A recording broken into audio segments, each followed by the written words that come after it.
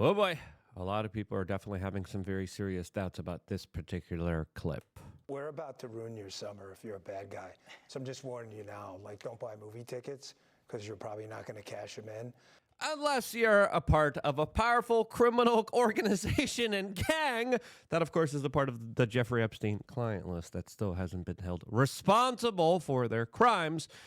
When it comes to small children, we have a lot of very serious updates as the White House was just officially asked about the very controversial Dan Bongino and Kash Patel answers about two of the biggest stories of our time, which they now have turned 180 degrees on and are coming out and saying, yes, trust us, we're from the government, no conspiracy to see here, everything's hunky-dory, with the vast majority of people saying, yeah, I don't think that's happening here, as a lot of people are having some very interesting theories about all of this, as this has been a very kind of tumultuous saga, to say the least, as Patrick Bet-David has one particular theory explaining all of this, which I think he is absolutely 110% wrong on, and we will tell you why in this video while also playing the clip. If you like this type of content, subscribe, click the notification button, as of course we have this article from the Daily Caller as we're going to begin this segment that reads,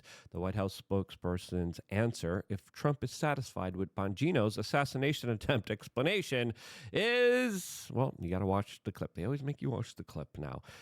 This is an actually good question being asked by the media, being asked specifically by the Daily Caller. Good job on the Daily Caller for saying this. And they brought up Bongino's comments on that very weird hostage video Fox News interview that they gave, as of course everyone's talking about the Epstein stuff. But another tidbit here that was very important is that Bongino, who has been speaking about the many anomalies and the, quote, apocalyptic security failures when it comes to Trump's assassination, came out and said, oh, there's nothing to see here either.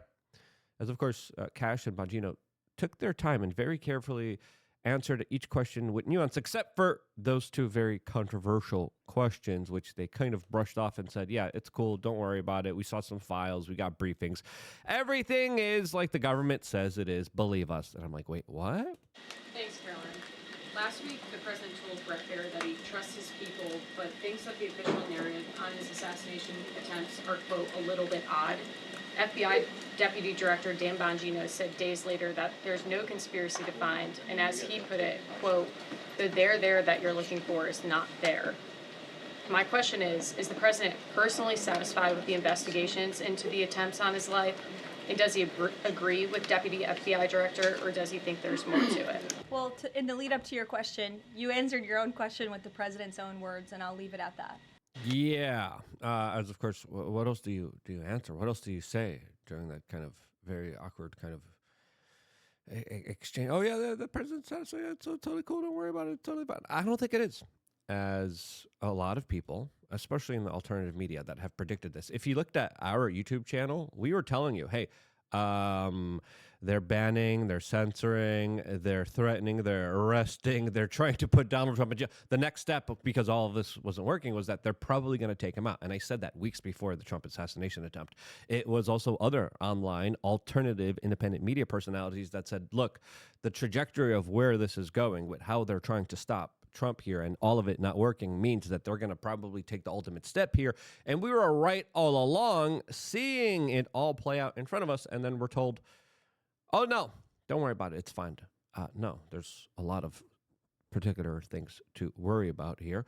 But before getting into that, before playing into a Tucker Carlson clip and the Patrick Bet-David clip, which I think is so wrong, we wanted to tell you about the sponsor of today's video, and that, of course, is Monetary Gold.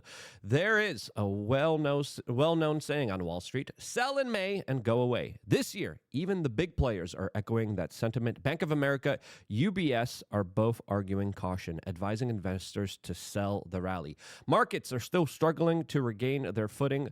We've seen over 11 trillion in wealth erased from U.S. equities, and the broader economic outlooks remains uncertain.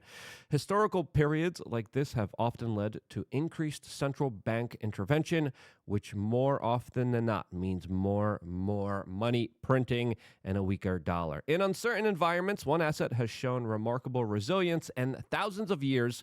Physical gold, TD Securities points out that gold remains under-owned by institutional standards, and Goldman Sachs is projecting a possible rise to $4,000 an ounce by 2026. If you're looking for stability in turbulent times, owning physical gold can offer a level of diversification and protection that paper assets simply can't. Here's the next step. Call Monetary Gold at 1-800-88-443-4164. Ask how you can hold physical gold through a tax advantage. Gold IRA and what incentives they're offering today. Again, that's 1-888-443-4164. Let them know Luke sent you. Thank you for them sponsoring and working with us, as of course, this is pretty severe, a pretty major situation on our hands right now, as of course, if you look at Dan Bongino before he became the deputy director of the FBI, he didn't have the nicest of things to say about the people in authority who have failed us and haven't provided us enough information and oversight, specifically when it comes to trying to take the life of the current president of the United States. Okay, that was a major event here. That corporate media was just like, okay, oh, it came and went, bye-bye. We don't want to talk about that. Facebook, Google censored that particular news story, images of that event. And a lot of people are left here saying, wait, you're telling me a 20-year-old outsmarted a whole national security state and was able to get on a roof that allegedly, according to the Secret Service, was a little bit too slopey for them, as they were on a roof that was way more slopey adjacent to them? Are you he was able to get on police and Secret Service operational command headquarters on top of that building, and then people are saying, hey, there's a guy in that building with a rifle, hey, and they didn't do anything. And then he was able to get multiple shots off, and they still didn't do anything until a police officer actually stepped in and took action. It's absolutely ridiculous to believe that Dan Bongino is saying, nothing to see here, don't worry about it, no conspiracy here at all. Time for BS. Unfortunately, as Congressman Crane and Mills both indicated, the story seems to have been vanquished to the phantom zone of media coverage.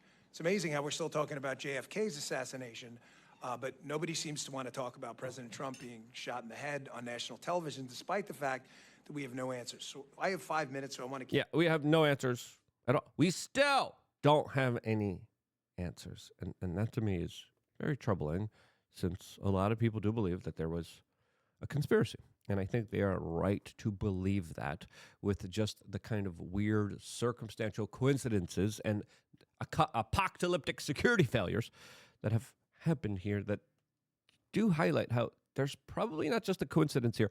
There's probably something else happening here, as we have had federal agents try to block information from coming out to the general public, and we still don't know exactly how in the world was a 20-year-old able to pull all of this off. As of course, Dan Bongino now is updating everyone on his official FBI Bongino government Twitter account. He's specifically talking about the event that just unfolded in Washington, D.C., with a crazy person that took the life of two young Israelis, as the responses to all of this. And he's updating us about all of this, where the guy was from, his background, his information here, as a lot of people are just posting memes saying, oh, you're just going to sleep, and then you can't go to sleep because, quote, the FBI is being more transparent about the guy who shot two Israeli diplomats than it is about the guy who shot Trump. Yes. Another person. Why do we still know nothing about Thomas Crooks? Please release the information. Yeah. Big question here is, of course, skepticism is at an all-time high here. And a lot of people are just saying, thanks for the update. How's that Epstein file on day one thing going? and the comments are pretty savage here. Let's just be honest with ourselves. They're pretty strong against Kash Patel here, and we could keep going through them, and almost every single post now that he posts, people are saying, hey, can we talk about that elite child trafficking ring? Hey, Epstein, can we talk about that? Hey, can we talk about the predators that are still probably hurting small children out there? A second update. Hey, what about those Epstein files? Hey, what's going on? What's going on there? As the Babylon Bee, I thought, had one of the best headlines. And I had similar headlines, too. I was like, FBI comes up and says, Lee Harvey Oswald acted alone. FBI comes out. Dan Bongino, Kash Patel, tell everyone. WTC7 just fell on it on itself. Took itself out. And nothing to see here. As Babylon Bee did a similar satirical headline saying, FBI determines Abraham Lincoln took himself out. Yeah, probably. Listen. Believe the official version of events. Don't worry. Trust us. Nothing to see here. As truly, there's some reasons to be concerned here about what's going on. We'll get into Patrick Bet-David's kind of theory and analysis here. But as people are saying here, I don't think Kash Patel and Dan Bongino believe Kash Patel and Dan Bongino, to be honest with ourselves. As Alex Jones came out and said, yeah, it's pretty obvious that Epstein didn't take himself out, and that Kash Patel and Dan Bongino's body language in that interview looks like a, quote, hostage video. And it does kind of look like it. Let's just be real with ourselves here. It got awkward. It got weird. And we have this from the Washington Post saying the conspiracy theory that broke Dan Bongino. I don't think it broke Dan Bongino. I mean, Dan Bongino came out with a very vague statement a couple days ago saying, truth. We believe in the truth. I speak the truth. And I'm like, just please share some more information. Give us a little bit more accountability. Give us just a little bit more transparency. Let's stop a lot of this kind of guesstimating. Let's stop a lot of this like speculation, all these kind of theoretical stuff. And the reason why we do think about these theories, the reason why people go off the deep end and think everything is a government conspiracy, which of course it's not. There's a whole layer of government that is incompetent, but there's also a whole layer that's extremely proficient and uses that incompetence in their own kind of evil, maniacal, kind of Machiavellian type of ways. It's not always just black and white here, but the fact that our tax dollars are going to this institution, an institution that for over 30 years was ignoring victims, was telling them to go away, was, in my opinion, aiding and abetting this trafficking operation of small children for politicians and billionaires and Silicon Valley tech executives to do whatever they wanted to with on private islands and private jets and other properties that the FBI has never even stepped foot on. I could give the FBI a number of properties like, hey, you got to do this, you got to go there, you got to go see this, you got to investigate this. They didn't do any of that. Virginia Giuffre was sending out panic messages. I was like, send the FBI there immediately. Nothing like that ever happened. And it's sad because this is an important story for the American people that wanted justice, and they thought we were getting justice here. And there still is a possibility for Kash Patel and Dan Bongino to do the right thing, come out and just lay out the information, release the documents, and try to hold some of those really powerful predators out there accountable for their actions against small children. To me, this is, I disagree with this Washington Post kind of thing here, as of course a lot of people take this opportunity and situation in order to create more rifts, create more divides, create more hatreds, create more anger. For me, listen, let's not get into the personal drama stuff. Let's not get into the name calling stuff. Let's not be rude and mean and jerks about this. Let's be real with ourselves here. You made a statement. We just want to know why. Tell us why. What made you come to that conclusion? Can you tell us about the briefing? Can you tell us about the information? Maybe we're wrong, and we're willing to admit we're wrong if you're able to, of course, just provide some information to the general public that the general public gets to, of course, verify themselves here. We got another article here from The Independent. FBI's Kash Patel and Dan Bongino's face MAGA fury over Jeffrey Epstein and deep state conspiracies. I mean, they came out with two of the biggest conspiracies that vast majority of people who pay attention to the news believe, and they said, no, they're both wrong, and you're wrong for believing it, and we know what's right. That right there set off red flags with a lot of people, and I think rightfully so, with just how disingenuous this entire system has been, especially with the corporate media aiding and abetting and protecting A lot of the very kind of seedy, powerful players out there. Now, Patrick Bet-David came out and he gave this like 4D chess type of explanation, making an argument that for some reason Donald Trump is behind all of this, and Donald Trump is telling Kash Patel and Debanji, don't do anything about this, because of some kind of like strategic chess move being made that he's calculating and going to be making for next year.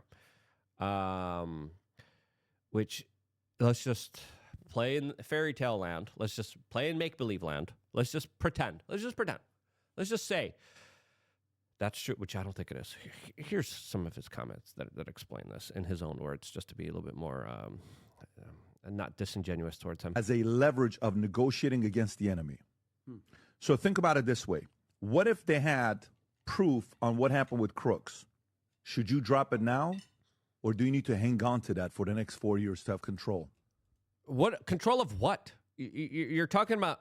Let's just because I don't believe Patrick Bet-David believes that Thomas Kirk's acted alone. Vast majority of people don't believe Thomas Kirk's acted alone. I'm pretty sure Patrick here believes there's a grand conspiracy here, and he's playing into that, saying, no. Trump knows this. He needs to hold on to this for leverage. You're not exposing the rogue criminal elements of government that allow your Secret Service to stand down in order to have some kind of MK Ultra lunatic that they have at their disposal that they could change and mind warp anytime to take shots at you. And you're okay. You're going to be okay with, you think you're safe with a rogue criminal gang of elements, and you're doing it for some kind of leverage because somehow it's going to be better to do it later? No, it's not better to do it later. You need to deal with the individuals trying to take your life, and you need to have full answers and full transparency because they're going to do it again. Okay? The billionaires, a lot of the top billionaires, a part of the Epstein client list, they're all mobilizing. They're all working up plots and schemes. They're all mobilizing the Democratic organizations, the left-wing groups, the protest groups to go and counter Donald Trump every step of the way here. This is not. This is being extremely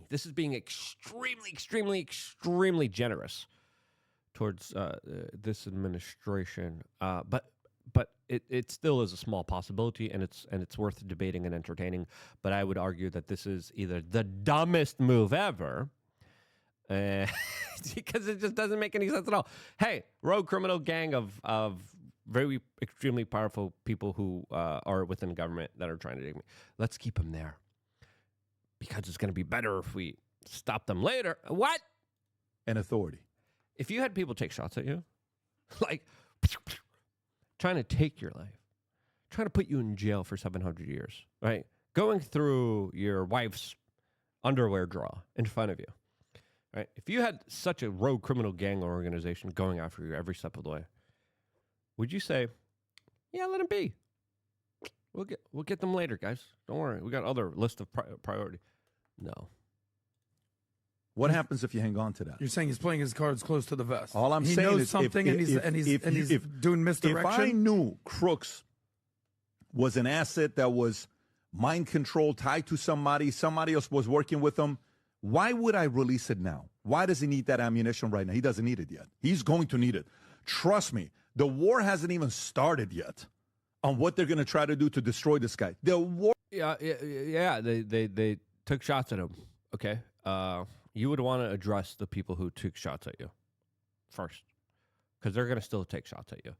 And this is where I think he's just absolutely wrong. And, I respectfully disagree with his assessments and assertion here. Tucker Carlson, I think, has a little bit better of a grasp and understanding of this, as he talked about how a lot of the powerful people who do a lot of this stuff have ways of hurting people and ways of extorting people. And that's probably a little bit more of a simpler explanation here. That is a little bit more probable. But I'll let you guys decide. We'll do a little poll in the comment section in a little bit. But here's what Tucker had to say. What do you think it was? I think it was a blackmail operation run by the CIA and the Israeli intel services, and probably others. French intelligence always has a hand in everything, I've noticed, so probably them too.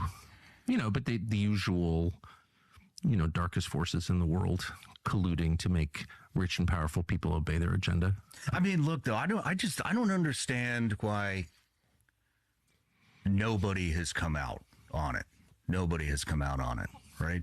I mean, because if you Well, people have. And then, there was children going to the FBI in the 1990s, and they said, hey, that's just a really bad guy. And this like chick hanging out outside of middle schools and high schools, paying kids to do weird stuff. Can you guys stop him? Because he did weird stuff and bad stuff to me. And the FBI was like, get out of here, kid. Shoot. Get out of here. He's one of us. They didn't say that to the children. But even according to Trump's former Department of Transportation during his first administration, this is the guy that was the lead prosecutor in his case that gave him a slap on the wrist. And he came out and said, yeah, I was told he was an asset. And now you're telling me that this asset went away conveniently? You're telling me that the guy who took shots at Trump also just went away so conveniently? And so did the official kind of inquiry or questions or concerns. I have serious concerns to what happened to Donald Trump when he was having shots taken. I think Donald Trump isn't safe until there's actual justice here. If you agree, press 1 in the comment section. We'll debate this now. Do you think Patrick Bet-David is right? Press 2. If you think Tucker Carlson and my assessment is right, press 1 in the chat room. Let's see what you guys think. Let's debate it. Let's have a real, honest, legitimate conversation with each other. Stay tuned for more here on youtube.com/wearechange. Thank you again for our sponsor, Monetary Gold. Go check them out. Go support them. Tell them I sent you. I've been into gold for quite a long time, and great asset to definitely have, especially physically in your own hands. Monetary Gold. Check them out, the link and the phone number. Call them. Say, Luke. Ooh, Luke sent me. Thank you so much for calling. Thank you so much for being a part of this independent media organization. Stay tuned for more, all here on youtube.com/wearechange.